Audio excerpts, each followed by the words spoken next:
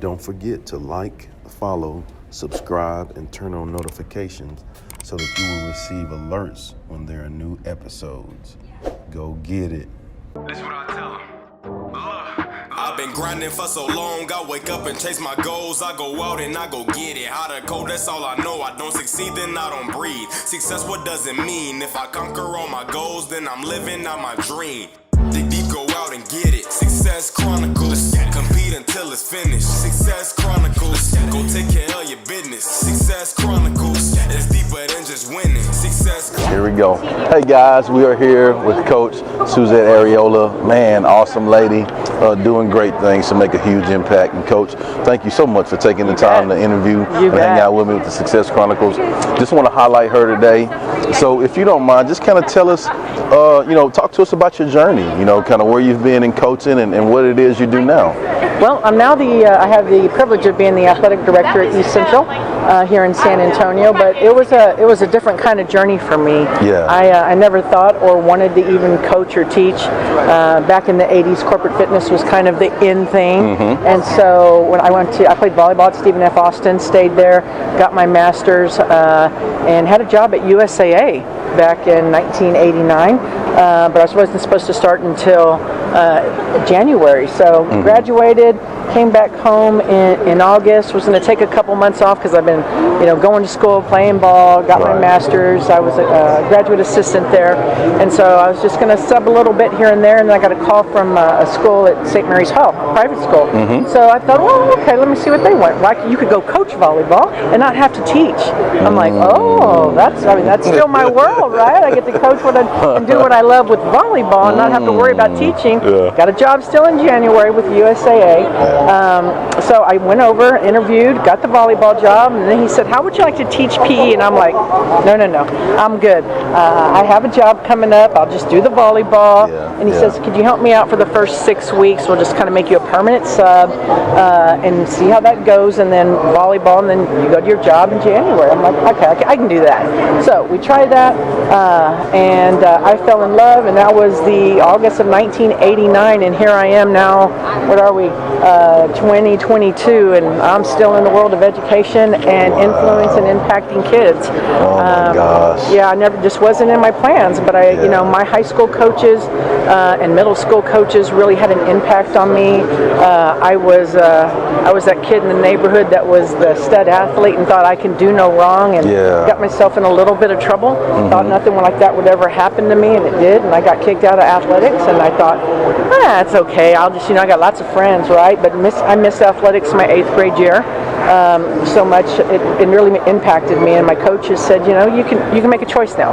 You can choose to do the right thing and change your path, or you can continue down the path you're going, and we're not going to recommend you to Highlands for athletics for high school, because you had to be recommended back in the day, not now where everybody makes a team or everybody gets a ribbon. So it's a little different. They gave me some choices and gave me basically some directives that they knew things I didn't really like to do, like run track for one, or some of the other things. But I made that choice that I needed to change what I was doing and change the path I was on. And so I accepted the challenge. I met the challenge, and I got recommended to move on to high school and to play athletics, and it changed my life. I wouldn't be here today if that wasn't for them. And Karen Williford, who was the ladies AD over at Northeast for many years, she was my high school coach and had a very big impact in my life. And as we became friends, and as I got into my coaching career, she helped me tremendously. So when she retired just a couple of years ago, it's just kind of evolving from those that raised us, right, and they're retiring, and now we're coming in to try and do what they did for us, for others. So I've been very blessed, and I'm at East Central, where I've been for the last 15 years. I work for a great superintendent, Roland Toscano, and he lets me, take care of the athletic department in our community of East Central from the athletic standpoint, the way that we feel is best for our community, and so we want to take care of our kids and make better people first, better students second, and then better athletes third. But it's a small community out there where most of those kids are going to come back to us, and so what we raise and what we put out there in the real world are going to be our kids and and their kids one day. So it's tradition. It's the East Central tradition, and very happy and very proud to be part of it. I love that, Coach. Yeah. So, you talked about your journey, and how many years? To 22. Oh God, geez, 89. Wow. It's like 33 years or something like that, and so fast. So fast. So along that journey, I'm sure you've been blessed to cross paths with some amazing mentors, and you mentioned some of those people that have helped, coaches. What's one piece of advice that they have given you that's been very beneficial for you in your career? Well, one thing I live by, and I tell all of anyone that works under me, be it from a coach to just teachers, even my middle school, is just never forget where you come from. Come on. Yeah, never forget where you come from, because one day, I was that coach that was running in late, but I brought the tacos, right, because I had a late night or something like that, right? But never forget where you come from, and all the things that your mentors and my bosses and my ADs did for me to help grow me to be able to put me in this position, and so I always remember that. Our coaches and our teachers are going to have good days, and they're going to have great days, and we have a lot more great days than we have days that we need a little help on. So just remembering where I came from and the hand that was given to me to be able to support me in any way that I needed. These days there's so much baggage and luggage that kids come with, even coaches come with, and so we just have to be understanding. And number one is that our relationships with our coaches and our teachers and our kids and our community are the number one thing. I love that. I'm going to share this quote with you from one of my former pastors, and when I heard this quote, you mentioned relationships, like it gave me chills. Yeah. And so I share it all the time, and the pastor said, life moves at the speed of our relationships. Amen.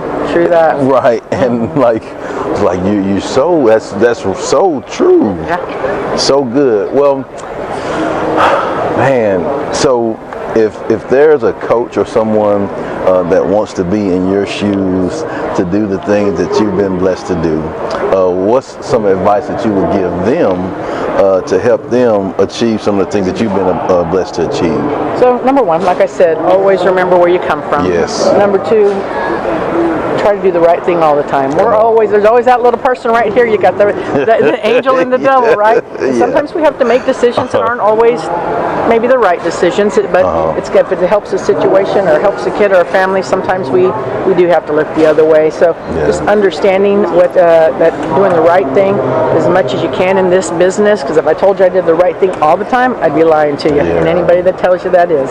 So it's about trying to do the right thing as much as you can, and making sure that they understand that, for me, it's, when I went to East Central, I told them I am a 24/7, 365 girl. Yeah. I will work hard. I'm never going to have my phone off. You need something at any point in the day, I'm going to answer. So work hard, earn that right for them to come ask you to do the next job, or next time there's a promotion, for them to remember that girl works really hard. She may not have the experience that this one has, but I know that girl works really hard, and sometimes your work ethic is going to get you through. So, Coach, integrity, work ethic, character, those are the things we preach every day. I said that to a coach earlier, I don't know about talent and experience and all that, but showing up, giving effort, working your tail off, that'll get you good every time. Yep. I always kind of consider myself, you have the superstars on a team, and then there's that kid that you said, I wish I had 10 of them, right? I consider myself to be one of the 10, and that's what I try to raise the people that work under me to be like. Everybody has a superstar, but that lasts for a little while. I want to be that one that lasts to the end of time. It works hard for you every day, comes to work, rolls your sleeves up, and grinds. What can I do today? That's good. Well, Coach, I want to say thank you again so much for everything that you do. You've brought a lot to East Central, so I want to thank you, and you influenced the girl that works for me every day, Maggie. I couldn't live without her, so thank you. I appreciate everything you do for Thank you so much, Coach. And thank you guys for checking out this session. We'll see you next time. God bless. Thank you. Thank you, Coach. Go get it.